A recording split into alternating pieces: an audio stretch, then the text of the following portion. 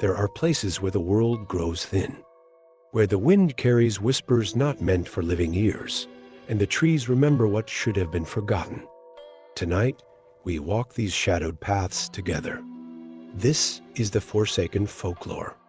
And as the last light fades, we bring you tales from forests where time stands still, and something always watches from the deep dark between the trees. So turn your lights low, listen closely, and remember, some stories don't just want to be heard. They want to be believed. The Blood Moon Bride. I first arrived in the mountain town on an autumn dusk when the wind carried whispers of ancient sorrow. Driving along a lonely, winding road, I could feel each mile drawing me farther from modern comforts and nearer to something old and unspeakable. In those early moments, as the crimson light of the setting sun bled across fog-shrouded fields, I sensed that fate had guided me to this isolated settlement, one overshadowed by legends too dark to ignore.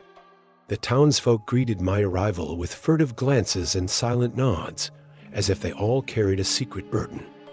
I soon learned that when the blood moon rises, the boundaries between this world and the realm of forgotten spirits begin to blur, inviting both terror and a strange magnetic allure. Every step I took on cobbled streets, every creak of an ancient door, awakened a memory of sorrow and doom. I felt the weight of an unspoken invitation, as though the very air whispered of a bride in eternal mourning, a spirit enslaved by fate and bound to the night. In that moment, I understood that my investigation, my curiosity, and perhaps even my destiny were already entwined with the chilling folklore of this place. The chill in the air was not solely from the crisp autumn night. It was the chill of anticipation, a premonition that something beyond human sorrow was awaiting me. Every building, every narrow alley, held secrets that I was inexplicably meant to discover. I felt both dread and an overwhelming compulsion to unravel the mystery, even as the dimmed lights of the town seemed to warn me with unspoken, spectral voices. The blood moon was coming, and with it, the story of the bride would soon become my reality. Time seems to stretch and contract under the weight of ancient legends. I wandered along deserted lanes, noting the graffiti of centuries past etched into stone walls and crumbling facades. A sense of foreboding enveloped me, and I found myself haunted by the echoes of lost lives. I recalled childhood fears of an unknown presence lurking beyond the veil of normalcy. Now, standing in the twilight, I felt that same childlike fear rooted in a newfound grown man's awareness. The wind moaned through the gnarled trees that lined the outskirts of the town, each groan a lament for souls trapped between worlds. I recorded my impressions, carving the town's intangible dread into my memory, convinced that something otherworldly was preparing to cross into my life. The landscape itself, with its eerie silence punctuated only by the occasional rustle of leaves, became the repository of my mounting terror, and the silent witness to a fate sealed long before my arrival. I did not yet know that every breath I took, every beat of my heart, was counted down to the unveiling of a cursed legacy, a legacy that would soon claim not only the souls of the town's inhabitants, but also that of a stranger who had dared to step into their dark history. In these moments, I began to recognize how little I understood of the forces at work in this forsaken place. As I settled into a modest room above an old general store, the walls seemed to murmur in the night, recounting fragments of a tale older than my own existence. I found scraps of handwritten notes and faded portraits in a dusty ledger left on a rickety desk. An inexplicable chill pricked my skin as I inspected them. Their images seemed to twist and writhe in the half-light, a subtle but unnerving promise of horrors to come. The allure of forbidden knowledge drew me deeper, until my senses straddled the border between curiosity and terror, leaving me unable to sleep while a malevolent presence circled unseen around the edges of my consciousness. This was the beginning, a recorded descent into a maze of spectral memories and cursed rituals that whisper of a sorrowful bride destined to roam beneath a blood-red sky. I completed my first day in that disquieting abode with an unshakable feeling that the night held secrets best left undisturbed, yet driven by an insatiable need to uncover hidden truths. I prepared to embark on a journey into the heart of the town's legends, a journey that would expose me to sights so ghastly that they scrawled permanent dread upon my soul. Every moment that passed was laced with the promise of unearthly visitation, and as the sky deepened to a deep indigo, I felt my fate inexorably tied to the cursed rhythm of the approaching blood moon. The following morning, I began to piece together the town's lore from the fragmented recollections of local archives and the weary eyes of its aged residents. I pored over yellowed documents and brittle manuscripts salvaged from a cramped municipal library, immersing myself in a narrative of woe and damnable beauty. A narrative that spoke of an ethereal bride condemned by a cosmic curse to walk the lonely nights. In musty pages bound by time and despair, the legend unfolded.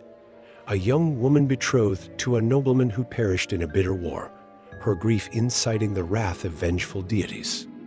Her tears, accumulations of sorrow and spilled blood, were said to have imbued the night sky with a ruby glow, a signal that her restless spirit would soon rise in search of lost love and stolen honor. I read of ancient rites, sacrifices offered in secret groves beneath the scarlet gaze of the moon, and of curses that tangled the fates of those who dared cross the line between mortal and divine justice. With every sentence, I felt pulled into the vortex of despair that the townspeople endured like a perennial plague. My mind raced to assimilate the meticulous detail, rituals involving the scattering of rose petals on graves, nocturnal processions that marched to the toll of distant bells, and the eerie appearances of spectral figures clad in tattered bridal gowns. I felt an almost magnetic pull toward a deeper understanding, even as a lurking terror made my pulse thunder in my ears. Wandering along narrow streets with ancient stone underfoot, I observed how history had seeped into every crevice of this morbid town. I discovered a small monument, its weathered surface etched with symbols that defied literal explanation, a cipher of memory and malediction. In its presence, I sensed the convergence of countless tragedies, a collective lament that had seeped into the very soil beneath my feet. The lore was not simply old wives' tales. It was a living, breathing lament that haunted each sunrise and stormed through every midnight.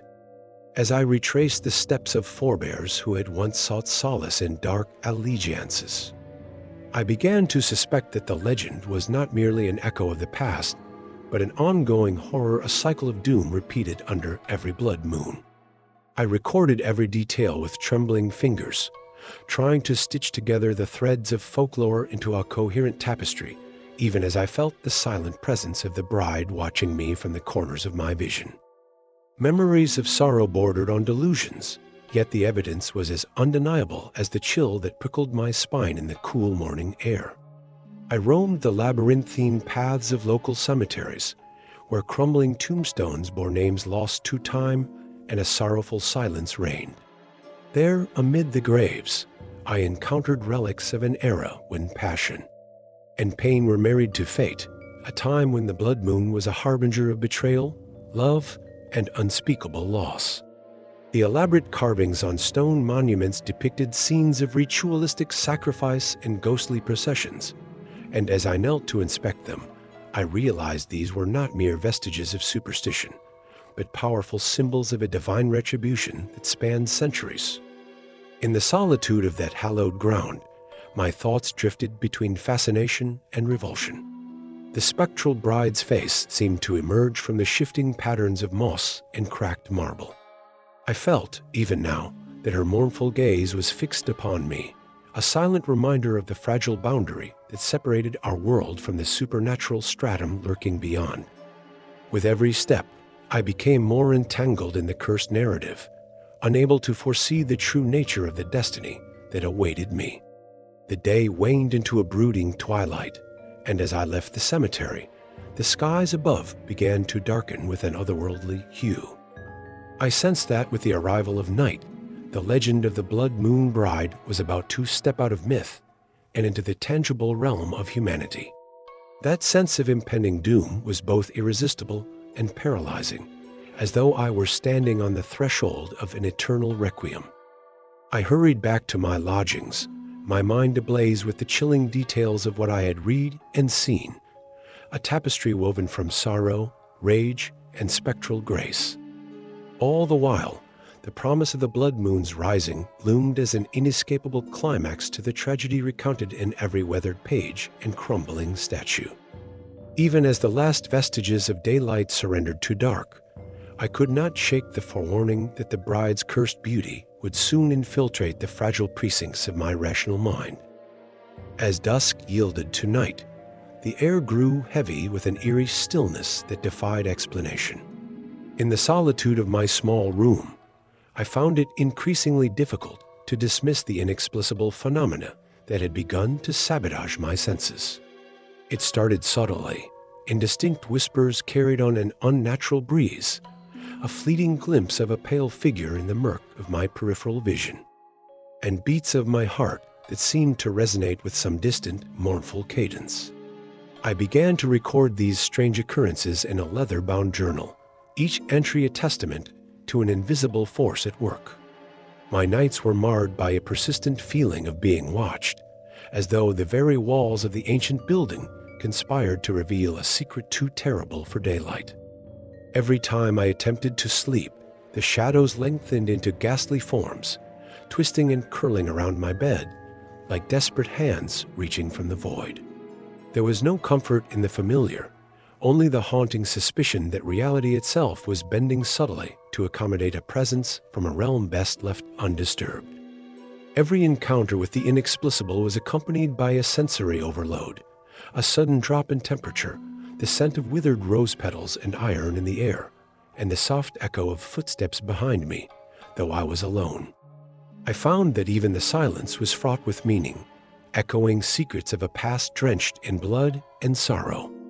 The physical world, the steady tick of a clock, the soft hum of an old radiator, began to warp into a dissonant melody that foretold lamentations older than memory.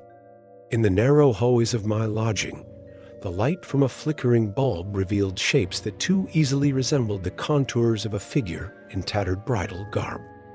Though I wanted to dismiss these incidents as the tricks of an overtaxed mind, the precision and regularity with which they recurred instilled in me a dread that was both palpable and pervasive. My every instinct screamed that I was trespassing on a domain where human logic gave way to eldritch terror, a domain where legends were not merely told, but lived anew with every passing moment.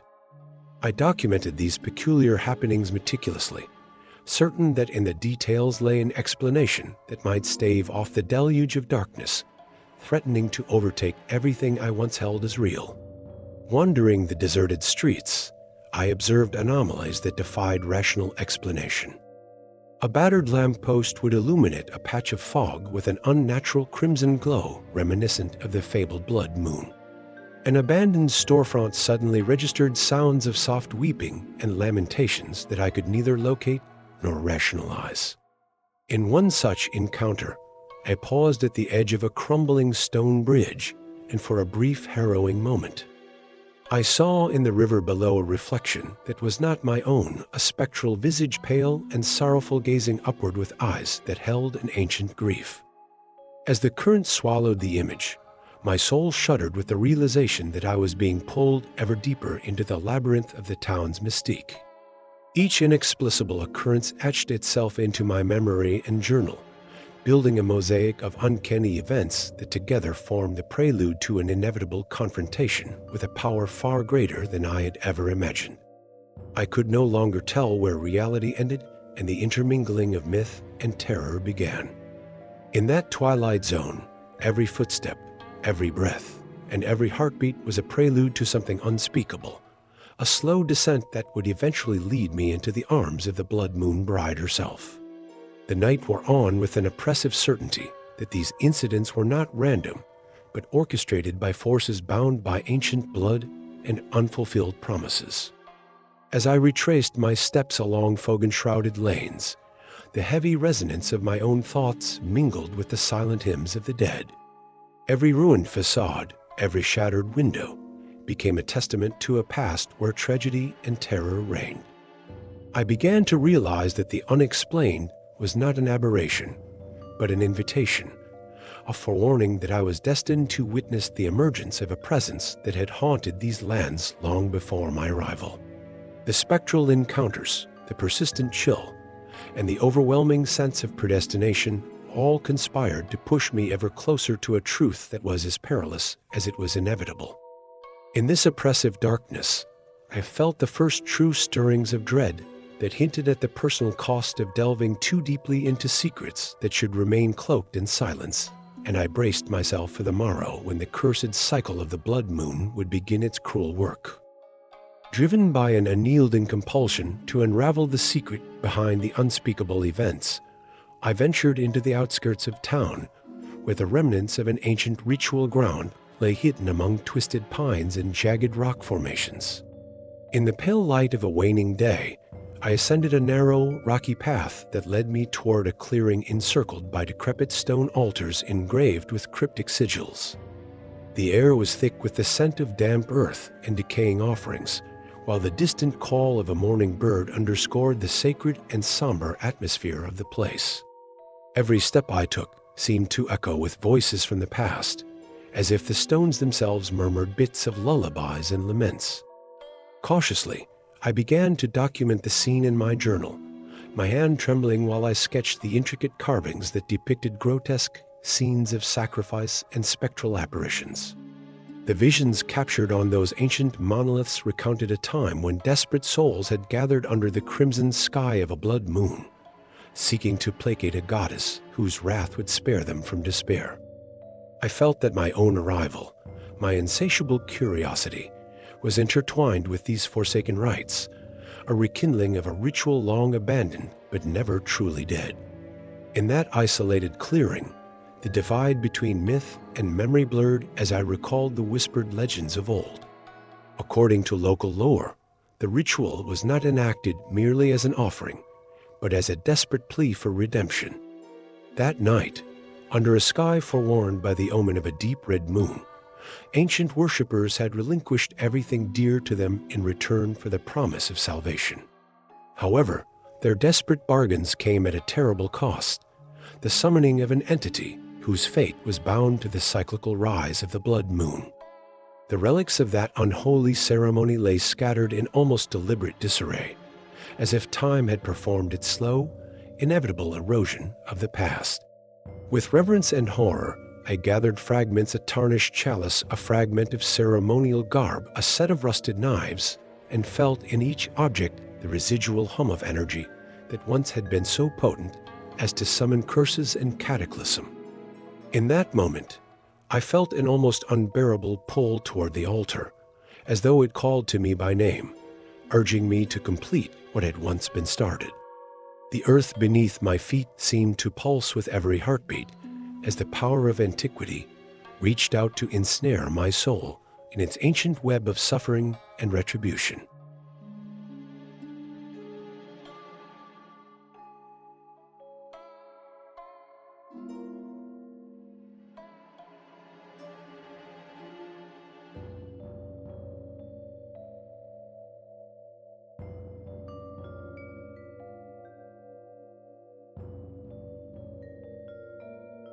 I pressed my hand against the cold surface, and in that tactile communion, I felt a shudder ripple through my body, a vibration as though the stone were speaking in the language of the forgotten dead. My mind filled with violent flashbacks of the ritual, the echo of incantations, the taste of sacrificial blood in the air, and the raw terror of a people who had seen their souls set aflame with unending remorse. It was in this singular, heart-pounding moment that I knew the ritual was not simply a relic of barbaric superstition, but an active, malignant force in the present, a force that had patiently awaited my arrival. In the quiet solitude of the sacred clearing, every instinct screamed that the blood moon's inevitable ascent would awaken forces too dreadful to confront and that the key to ending the curse might be buried within the haunted remnants of this very rite. Back in my lodgings, the veil between my waking hours and fevered dreams began to deteriorate. Night after night, sleep was invaded by macabre visions, the face of the spectral bride manifesting in flickering glimpses, her eyes hollow and accusing, the ground beneath me roiling like disturbed earth, and an omnipresent sound, a slow rhythmic beating reminiscent of a falling heart, that echoed relentlessly within my skull. I awoke drenched in sweat, my mind a jagged montage of images and half-awakened recollections that refused to fade in the light of day. Every moment clawed at my sanity, as if I were living in a world painted in shades of delirium and despair. The more I recorded these dreams, the more they bled into my waking life, until I began to doubt whether I was truly awake or trapped in a never-ending nightmare. The border between memory and hallucination became so malleable that I could no longer trust my own senses. Every shadow had a sentient quality. Every creak suggested unseen steps. The world around me transformed into a grotesque theater where the mundane was perverted by the looming presence of unimaginable horror. In that fevered state, I filled countless pages of my journal with frantic, scrawled lines that chronicled my slow disintegration. My nights were filled with clamorous, inhuman sounds, a palpable throb that seemed to vibrate the very air in my room. I no longer dared to turn away from the chilling visions that invaded every quiet moment. The spectral bride's mournful gaze was constant, as if perpetually reminding me of an ancient promise. My thoughts turned increasingly bitter and paranoid. It felt as though every artifact in the room conspired against my grip on reason. The relics I had uncovered in the ritual clearing began to exert an even more sinister influence. Whether it was the tarnished chalice or the splintered stone from the altar, each object shuddered with a latent malevolence that seeped into my mind. I began to wonder if the curse had latched onto me as well, that my inquisitiveness had unleashed a terror that could not be escaped. It was as though my very soul was becoming entwined with that spectral presence, each heartbeat an echo of an ancient dirge that foretold a terrible, inescapable fate. The isolation of my lodgings only intensified my descent. I found myself confined behind locked doors, peering through drawn curtains at a world that seemed to pulse ominously under the oppressive gaze of the blood moon. Every creak, every distant clamor, sent shockwaves through my fragile psyche, and I began to record each harrowing detail as if my very life depended on it. The town, the ancient cemetery, the ritual clearing, all merged into a single nightmarish vision where time and reality blended together in patterns of endless sorrow and terror. I became obsessed with deciphering an ancient code that I believed was hidden in the sigils and symbols of the altar, convinced that understanding them might offer me a semblance of control over the supernatural forces threatening to engulf me. Yet, with every passing moment, my internal world darkened, and sanity receded like a dying ember under a relentless, unholy wind. I could feel that I was on the precipice of a transformation, one that would either reveal unspeakable truths or force me irrevocably into madness. In those solitary hours before dawn, the line between man and monster blurred, and I felt the overwhelming, inexorable pull of the curse drawing me toward a destiny that was both my doom and, inexplicably, my only salvation. In the lingering half-light between nightmares and the waking world, I discovered a strange antique mirror hidden in a long-forgotten corner of the town's decrepit archives. Its frame, ornate yet marred by the patina of time, seemed to pulse with an inner light that both repelled and enticed me. I sensed that this object was not simply a relic, but a portal, a conduit to an alternate reflection of the dark forces haunting these lands. Every time I peered into it, the mirror revealed a distorted version of reality, a shadow in which the spectral bride appeared with a beauty that was simultaneously sublime and horrifying. In that reflection, I saw not only her mournful visage, but also fleeting images of grotesque ceremonies and sorrowful souls wandering an endless landscape of decay and despair. The mirror became my confessor, a silent witness to my growing terror and crumbling resolve, as it showed me visions that blurred the line between my own troubled mind and the malignant presence that sought to claim me. I inscribed every detail into my journal, believing that if I could decode the mirror's hidden language, I might unravel the very mechanism of this curse. Each nightly encounter with that reflective surface left me more disoriented, as if parts of my identity had been siphoned off and merged with the dark tableau beyond the glass. I began to feel as though my reflection was betraying silent secrets, glimpses of future tragedies and the inevitable union with the cursed bride. A slow, creeping dread coiled within me as I realized that the mirror was not merely a passive observer, but an active instrument through which the curse communicated. It whispered grim truths without words, a sorrowful montage woven into shifting images, each more disturbing than the last. I saw visions of forlorn processions winding through moonlit streets, of ruins where broken bodies lay as offerings to an ancient, unspeakable deity, and most disturbingly, of my own silhouette, contorted and beseeching mercy beneath a relentless scarlet sky. In these moments of introspection, I felt that the mirror was laying bare the hidden architecture of my soul, exposing vulnerabilities I had long tried to bury under the rationality of modern life. The unholy reflections shocked me with revelations that hinted at a past link to the cursed legacy, a secret so unspeakably dark that it threatened to destroy everything I once considered true. With trembling hands and a mind teetering on the brink, I resolved to confront the mirror's message head-on, even as its spectral images chipped away at the last vestiges of my sanity. Days bled into nights in a dissonant rhythm, punctuated only by the mirror's ceaseless revelations. Its silent symphony of sorrow became a macabre guide, compelling me to revisit the very sites where the curse had been born. I trekked back to the ritual clearing armed with the unsettling knowledge gleaned from the glass. Every step was laden with the weight of an impending reckoning. The mirror had shown me fragments of a ritual yet to be completed, the final act that would either grant release from the curse or plunge me into eternal damnation.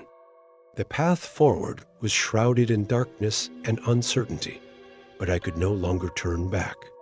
In that haunted reflection, I paid a terrible toll, a realization that I was as much a part of the curse as the spectral bride herself.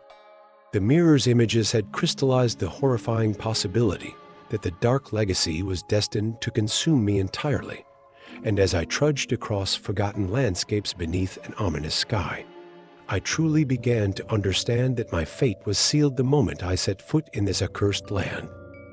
As the blood moon's approach neared and the atmosphere grew palpably heavy with dread, I resolved to piece together the final fragments of the mystery, a puzzle that, I feared, might shatter my understanding of my own existence.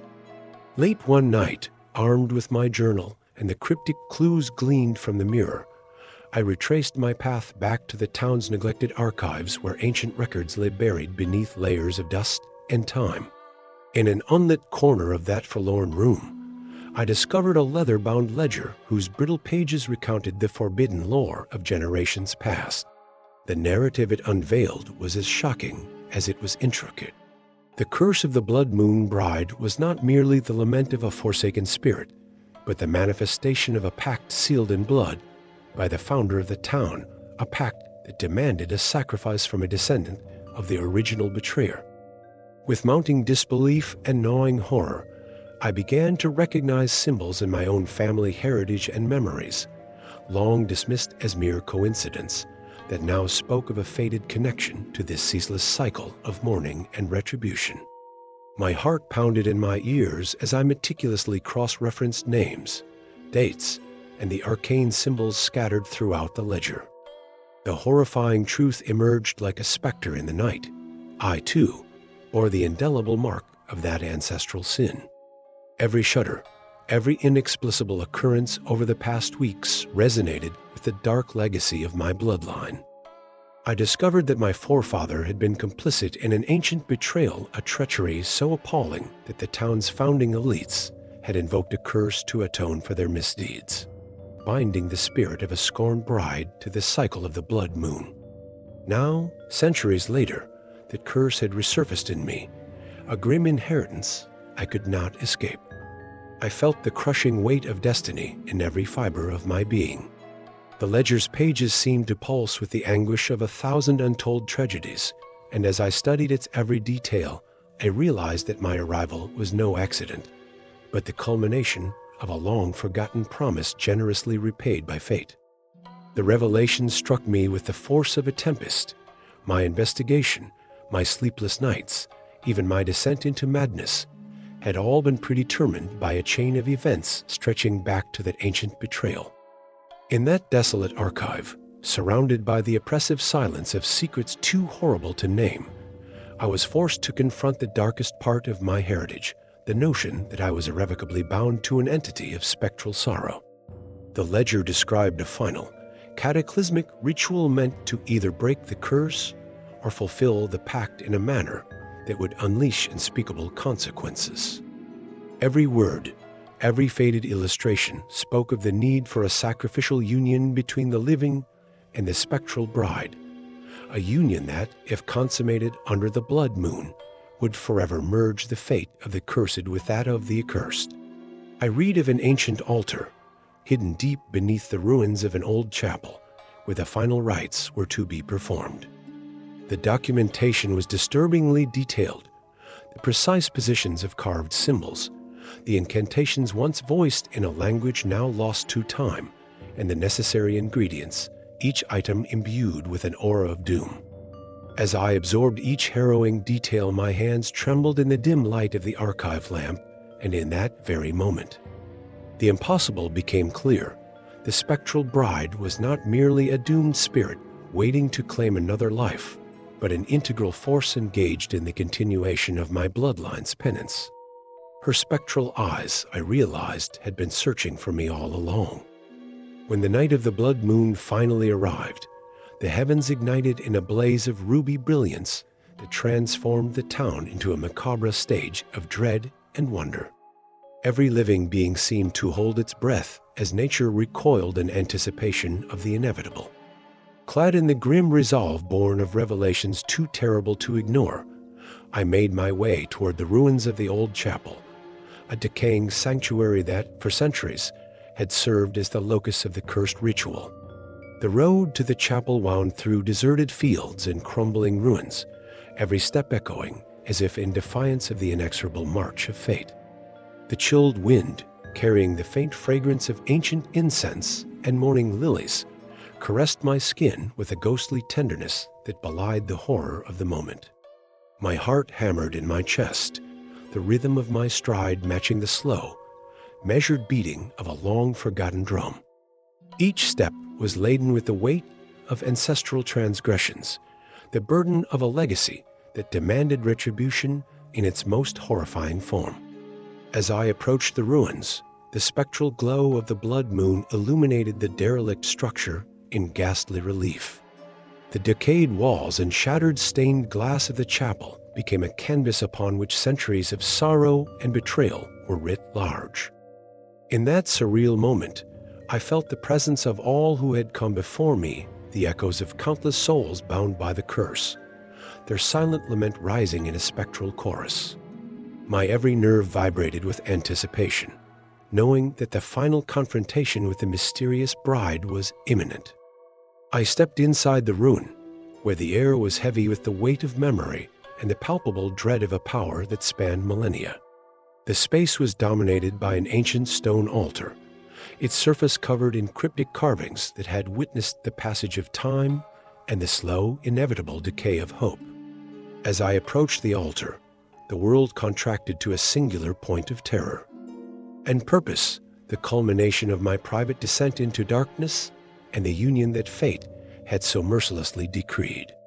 In that oppressive silence, I felt a presence before it became visible, a slow, spectral movement in the periphery, whose approach was heralded not by noise, but by an all-encompassing sense of inevitability. The air grew electric with sorrow and doom, and I sensed that the moment of reckoning had arrived. I placed trembling hands on the cold, rough stone of the altar, feeling its pulsations as if it were a living, malevolent heart. From the depths of the ruin and the shadows cast by the blood moon, she emerged, the ethereal figure of the blood moon bride.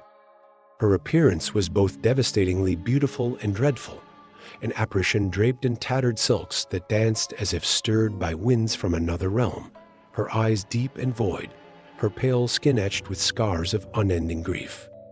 In that heart-stopping moment, all the dark forces that had haunted me converged in a single terrible embrace. The ancient curse, the weight of my lineage, and the relentless pursuit of an otherworldly destiny. I stood alone, confronted by the embodiment of the terrible pact, and felt the inexorable pull of a fate that would soon shatter every illusion I had once clung to in life. What followed was an agonizing struggle, not merely of body but of spirit, an encounter with the forces of the curse that defied the boundaries of life and death. The spectral bride extended her presence with a slow, deliberate grace, her sorrowful eyes locking onto mine, as though she recognized the dark secret that bound us together. My mind reeled with the realization that every moment of terror, every incremental step toward the abyss, had been leading me to this fatal embrace. In the oppressive gloom cast by the blood moon, I felt my resistance crumble as I became an involuntary participant in an ancient, inexorable ritual. The ground beneath me trembled as though the earth itself were mourning the inevitable convergence of mortal sin and supernatural retribution. Each heartbeat resounded like the tolling of a death knell, echoing through the ruined chapel and summoning memories of sacrifices long past. I felt as if time itself had fractured, each shard revealing glimpses of past transgressions and future tragedies, and I trembled in the knowledge that these fragments were not separate but part of one unending cycle of despair. Every fiber of my being screamed to flee, yet I remained rooted before the altar, transfixed by a terror and fascination that defied rational understanding. My thoughts, once clear and methodically driven by the pursuit of truth, now splintered into surreal images, a cascade of memories intertwined with the spectral vision before me. Figures from the past, whose faces were etched with agony and resignation, drifted like apparitions along the edges of my vision, their eyes beseeching me for a redemption I felt woefully unworthy to offer. The spectral bride moved closer, her form gaining substance and clarity, despite the ephemeral nature of her existence, until the gap between our souls seemed to vanish into nothingness. I could feel her intent, not as verbal words, but as a deep, resonant pull on the strings of my ancestry, a call that was at once tender and terrifying. Every instinct in me rebelled against such an intimate merging with the supernatural, yet the undercurrent of destiny was too powerful to resist. The ruined chapel bore witness to my inner collapse, a desperate surrender to a fate dictated by a dark legacy. In that suspended moment between dread and acceptance, I realized that the curse was not a force to be vanquished by brute will, but an ancient decree that demanded fulfillment, whether I welcomed it or not. The oppressive silence was broken only by the sound of my labored breathing and the rhythmic beating of a heart that seemingly belonged to both of us, the entity and I. In that twilight of the living, I felt my individuality slowly disintegrate as I merged with the spectral sorrow that filled the space. The dark energies coiled around me like serpents, each whispering fragments of a truth too potent to deny. I surrendered to that overwhelming power, knowing that the blood moon's light had not only revealed the curse, but had also marked the final chapter of my mortal life. As the spectral bride drew near, her features softened into an expression of ancient regret.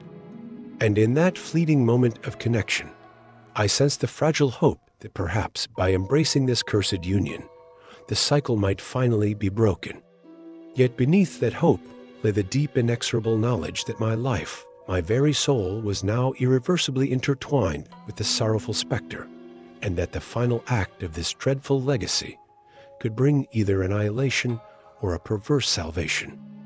In the final throes of that blood-soaked night, as the ruby orb of the moon ascended to its zenith, I experienced a transformation so profound that it shattered every illusion I had clung to about the boundaries of life. In that hallowed moment, the spectral bride, no longer a figure of separate existence, but now an extension of the curse, reached out to merge with me in an act that transcended both love and damnation.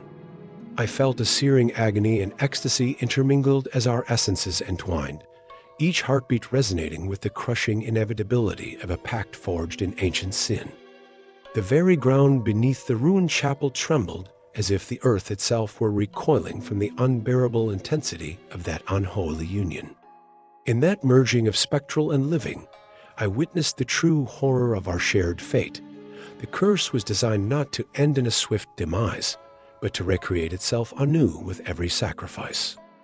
The realization washed over me like a tidal wave of terror and clarity. I had been chosen, the last in a long line of doomed souls, to perpetuate a cycle of sorrow that would capture future generations. I began to understand that the spectral bride was a manifestation of the curse's inescapable hunger, a punishment for ancestral sins, and that in surrendering to her embrace, I was irrevocably sealing the fate of my bloodline. The final moments before my consciousness dissolved in that terrible embrace were neither of terror nor of anguish alone. They were a blend of resignation and an almost perverse sense of relief. I recognized that my desperate quest for truth had led me to a climax where the boundaries of individuality and curse merged into a single horrifying inevitability. In the echo of our union, the ancient lichens on the chapel walls seemed to pulse with a renewed, baleful life, and the very air shimmered with the promise of unending lament. The spectral bride's features, at once both mournful and grimly resolute, softened into an expression that hinted at a terrible pity, a pity for a destiny forced upon her and upon me alike. In that shocking moment, the curse revealed its final, unimaginable secret. By accepting the union, not only was the ancient pact fulfilled, but I became its living embodiment. The legacy that had haunted my lineage for generations was now sealed in my flesh and spirit, destined to be reborn with each blood moon's rise. I felt my mind splinter as the reality of my new existence sank in. I was no longer a solitary man haunted by an ancient specter. I was now the living incarnation of an eternal tragedy, doomed to wander the mortal realm as a vessel of sorrow and curse. As the blood moon's light slowly faded into the bleak light of dawn, I found myself standing amid the ruins of the chapel, a solitary figure burdened by the knowledge of what I had become. The terror of that final revelation thrummed in every shudder of my soul, and I could feel the gaze of unseen generations bearing down upon me through the corridors of memory. There was no heroic victory here, no escape from the inexorable tide of fate. Instead, I was left with the shocking, indelible imprint of a forgotten sin and the weight of a curse that would mark every future blood moon with its terrible destiny. In that moment of devastating clarity, I understood that my life, once filled with the naive hope of uncovering hidden truths, had been forever transmuted into a spectral lament, a living testament of a horror that defied mortal reckoning. As I gazed into the empty light of the receding moon, I realized that my story was now but one chapter in an endless, harrowing cycle, a cycle in which every beat of my cursed heart echoed the chilling refrain of the blood moon bride. And so, with the breaking of dawn, I stepped forward into a future shrouded in despair, an inevitability, a future in which I forever entwined with the spectral bride. Would roam as both victim and perpetrator of a legacy so dark that no mortal words could ever capture its full unspeakable horror. Thank you all for joining me on tonight's journey into the unknown. I hope these eerie tales left you glancing over your shoulder, or at least double-checking your locks. If you enjoyed these unsettling stories, don't forget to subscribe and hit that notification bell, because next time, we're diving even deeper into the darkness. Until then, keep your lights bright, your curiosity sharper, and remember, some mysteries are best explored from the safety of your screen. Stay curious, and maybe sleep with a nightlight tonight.